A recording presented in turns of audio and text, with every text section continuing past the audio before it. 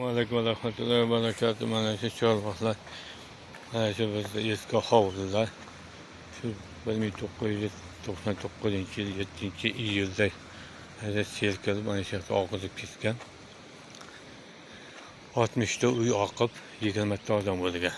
Bittasi 19 tasi o'lgan, 20tasini u pastdan topib kelgan. Mana shu bizda hovli bo'lardi. Yashaqablar uy bir oshxona solib o'tganlarga, ota-onalarga, she'rlarga o'tganlarga bir tilovat o'qib, kelgan ketganlarga she'rlar buzib ketgan ekan. Mana yerdan Xudo xolasa inshaalloh niyat avvalo. Xudo quvvat bersa, Alloh bersin. Shu yerda asfaltda, ko'prikdan ham mostni yangilar to'g'irlash kerak. Xudo yo'lini bersa, Xudo Xudoyim bersa, halolidan bersa, ishimiz o'ng'idan kelsa, ishlarimiz yurishib ketsa, she'rlarga obod qilmoqchimiz. Prezidentimiz Emomali Rahmonov aytgan obod qilinglar. Qadamingda haj.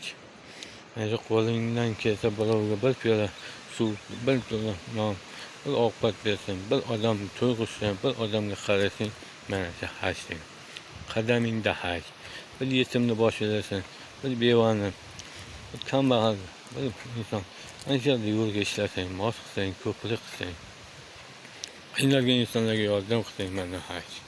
Qo'lingdan kelsa mana shularga qo'ldan kelgancha qiyinlar. Mana shu bizlarda hovli bo'lardi.